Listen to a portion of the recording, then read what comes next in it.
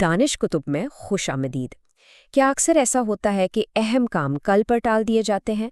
آج ہم اسے آج ہی کریں کے پیچھے جو اصول ہیں ان میں گہرائی میں جائیں گے اور سمجھیں گے کہ یہ تاخیر، جسے پروکریسٹینیشن کہتے ہیں، اس عادت پر قابو کیسے پایا جا سکتا ہے۔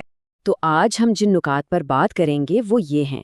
پہلے ہم سمجھیں گے کل کی اس آمریت کو، پھر دیکھیں گے کہ آج میں کتنی طاقت چھپی ہے۔ اس کے بعد ہم اپنی اندرونی جنگ جیتنے کی بات کریں گے، بیرونی خلفشار پر قابو پانے کے طریقے دیکھیں گے، اور آخر میں اپنا ایک پروڈکٹیوٹی سسٹم بنانے کا طریقہ سیکھیں گے۔ چلیں اس سفر کو شروع کرتے ہیں۔ تو چلیں سب سے پہلے بات کرتے ہیں ہمارے سب سے بڑے دشمن کی، یعنی کل کی۔ ہم سبھی اس جال میں پھنستے ہیں یہ سوچ کر کہ بھائی کل سب کچھ ٹھیک ہو جائے گا، لیکن سوال یہ ہے کہ وہ کل کبھی آتا کیوں نہیں؟ آئیے اس کی تہہ تک پہنچتے ہیں۔ یہ سوال شاید ہم سب کے لیے ہے۔ کیا اکثر اہم کاموں کو صرف اس سوچ کے ساتھ ملتوی کر دیا جاتا ہے کہ میں کل سے شروع کروں گا؟ یہ وہی پھنسا ہوا احساس ہے جب ہم بس یہ امید لگائے بیٹھے رہتے ہیں کہ کل کا دن آج سے بہتر ہوگا۔ ابراہم لنکن کا یہ قول بالکل سیدھی بات کرتا ہے۔ آپ آج سے بچ کر کل کی ذمہ داری سے بھاگ نہیں سکتے۔ کاموں کو ٹالنے سے وہ ختم نہیں ہوتے، بلکہ ان کا بوجھ اگلے دن پر منتقل ہو جاتا ہے، اور اکثر وہ بوجھ پہلے سے زیادہ بھاری محسوس ہوتا ہے۔ اور یہی تو تاخیر کا سب سے بڑا دھوکہ ہے۔ ہم کرتے کیا ہیں؟ ہم تھوڑی دیر کی راحت، آسانی اور بے آرامی سے بچنے کے لیے ایک بہت بڑی قیمت چکاتے ہیں۔ اور وہ قیمت کیا ہے؟ لمبی مدت کا تناؤ، بے چینی، کم خود اعتمادی اور جرم کا احساس۔ یہ ایک بہت ہی مہنگا سودا ہے۔ اور یہ صرف ایک بری عادت نہیں ہے، یہ اس سے کہیں زیادہ سنگین معاملہ ہے۔ سائنسی تحقیق بتاتی ہے کہ تاخیر کا سیدھا تعلق ڈپریشن، غیر معقول عقائد، کم خود اعتمادی اور شدید بے چینی سے ہے۔ یہ دائمی تناؤ اور کمزور خود ضابطگی کی بھی ایک بڑی وجہ بنتی ہے۔ تو یہ صرف وقت کا ضائع نہیں، یہ ہماری ذہنی صحت پر ایک حملہ ہے۔ اسے مصنف ڈیریس فوروکس نے بہت خوبصورتی سے سمیٹا ہے۔ تاخیر کی جڑ اصل میں یہ ہے کہ ہم جانتے ہیں کہ ہمیں کیا کرنا ہے، لیکن ہم جان بوجھ کر اس سے بچنے کا انتخاب کرتے ہیں۔ یہ ذمہ داری اور وقتی سکون کے درمیان ایک اندرونی کشمکش ہے، اور اکثر وقتی سکون جیت جاتا ہے۔ تو اگر کل ایک جال ہے تو اس سے نکلنے کا راستہ کیا ہے؟ جواب بہت سادہ ہے، اور وہ ہے آج کی طاقت میں۔ آج ہمارا سب سے قیمتی وسیلہ ہے، ایک ایسا خزانہ جسے ہم اکثر نظر انداز کر دیتے ہیں۔ اسکرین پر یہ نمبر دیکھیں، 1440۔ یہ بس ایک عدد لگتا ہے نا؟ لیکن اس ایک عدد میں زندگی کو بدلنے کی طاقت چھپی ہے۔ سوچیں اس کا کیا مطلب ہو سکتا ہے؟ یہ ایک دن میں موجود منٹوں کی تعداد ہے۔ یہ وہ واحد وسیلہ ہے، وہ واحد کرنسی ہے جو اس دنیا میں ہر انسان کو بالکل برابر ملتی ہے، نہ ایک منٹ کم، نہ ایک منٹ زیادہ۔ اصل سوال یہ ہے کہ ہم اپنی یہ روزانہ کی دولت خرچ کہاں کرتے ہیں؟ اچھا، اب ایک اور نمبر دیکھتے ہیں، 365۔ یہ عدد ہمیں بتاتا ہے کہ روزانہ کی چھوٹی چھوٹی کوششیں مل کر کتنی بڑی تبدیلی لا سکتی ہیں۔ سوچیں ذرا، اگر روزانہ صرف ایک نتیجہ خیز گھنٹہ کسی ایک مقصد کے لیے وقف کر دیا جائے تو سال کے آخر میں آپ کے پاس پورے 365 اضافی گھنٹے ہوں گے۔ اتنے وقت میں ایک کتاب لکھی جا سکتی ہے، ایک نئی زبان سیکھی جا سکتی ہے، یا ایک کاروبار کی بنیاد رکھی جا سکتی ہے۔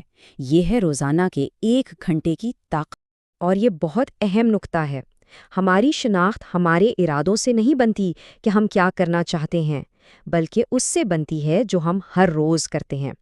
ہماری روزمرہ کی عادات ہی ہمارے کردار، ہمارے اعتماد اور ہمارے مستقبل کو شکل دیتی ہیں۔ تو اب تک ہم نے مسئلے اور اس کے حل کی بنیاد کو سمجھ لیا ہے، لیکن اب بات کرتے ہیں اصل جنگ کی، وہ جنگ جو ہمارے اندر لڑی جاتی ہے۔ آئیے ان اندرونی دشمنوں کا سامنا کریں جو ہمیں آگے بڑھنے سے روکتے ہیں، یعنی خوف، شک اور کمال پرستی۔ مشہور مصنف سٹیون پریسفیلڈ نے اس اندرونی قوت کو ایک نام دیا ہے، مزاحمت یعنی ریزسٹنس۔ یہ وہ آفاقی اندرونی طاقت ہے جو ہر انسان کے اندر کام کرتی ہے اور ہمیں اپنے سب سے اہم کام کرنے سے روکتی ہے۔ یہ خوف، خود شکی اور تاخیر کی شکل میں ظاہر ہوتی ہے۔ اور یہ مزاحمت کئی بہروپ بدل کر سامنے آتی ہے۔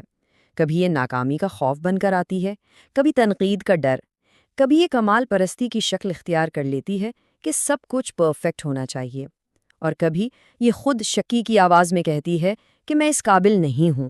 یہ سب ایک ہی دشمن کے مختلف چہرے ہیں۔ یہ بات ذہن میں بٹھا لیں، کمال پرستی یعنی پرفیکشنزم دراصل نقاب پہنے ہوئے تاخیر کرنے والے کا دوسرا نام ہے۔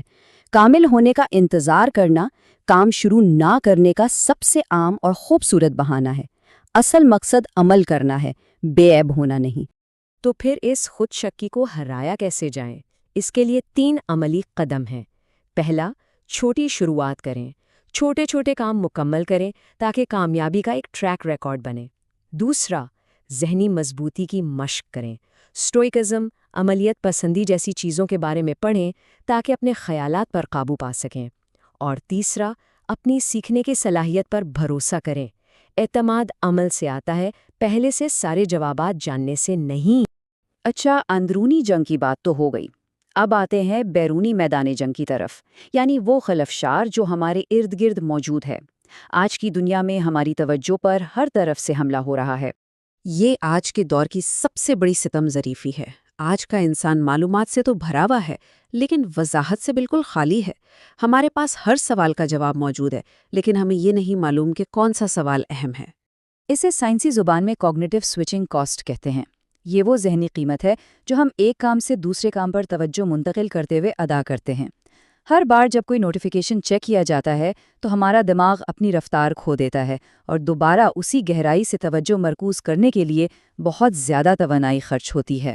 تو ہماری پیداواریت کے قاتل کال ہیں یہ رہے: اسمارٹ فون کی نوٹیفیکیشنز، سوشل میڈیا پر لامتناہی اسکرولنگ، غیر ضروری ای میلز اور کالز، اور ہر غیر اہم درخواست پر ہاں کہہ دینا۔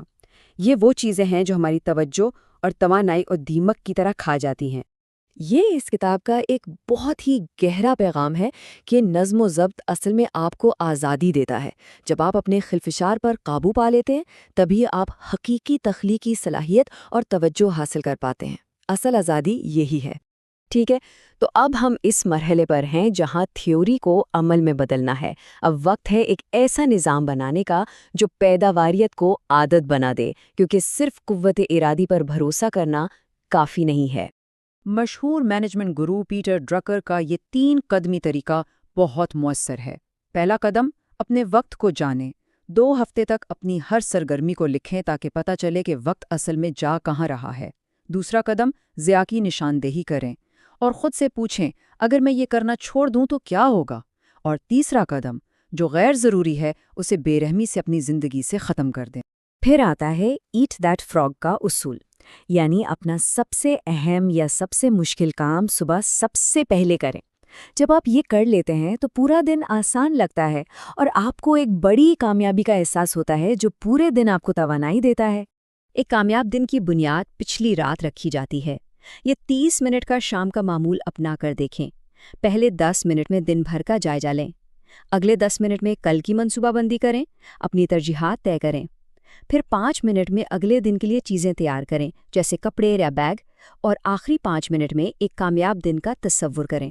یہ صبح کی افراتفری کو ختم کر دے گا۔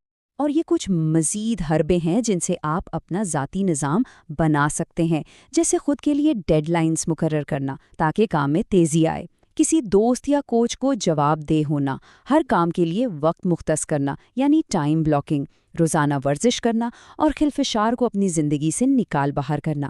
یہ سب مل کر ایک مضبوط قلعہ بناتے ہیں۔ اور کبھی کبھی تاخیر کی سب سے بڑی وجہ یہ ہوتی ہے کہ ہم وہ کام کر ہی نہیں رہے ہوتے جو ہمیں پسند ہے۔ یہ ایک اشارہ ہو سکتا ہے کہ شاید ہم غلط راستے پر ہیں۔ جب کام اور جذبہ ایک ہو جائیں تو تاخیر خود بخود ختم ہو جاتی ہے۔ تو حاصل کلام یہ ہے کہ آج اٹھایا گیا ایک قدم کل کے لیے بنائے گئے 10 قدموں کے منصوبے سے کہیں زیادہ قیمتی ہے۔ اصل چیز عمل ہے، منصوبہ بندی نہیں۔ تو اب یہ سوال اپنے آپ سے پوچھنے کا ہے، وہ کون سا ایک چھوٹا لیکن بامعنی قدم ہے جو آج اٹھایا جا سکتا ہے، ابھی، اسی وقت؟ دانش کتب کے ساتھ اس سفر میں شامل ہونے کا بہت بہت شکریہ۔ اگر آپ کو یہ گفتگو فائدہ مند لگی تو اسے لائک کریں، سبسکرائب کریں اور اپنے ان دوستوں اور خاندان کے افراد کے ساتھ ضرور شیئر کریں جو اپنی زندگی کو بہتر بنانا چاہتے ہیں۔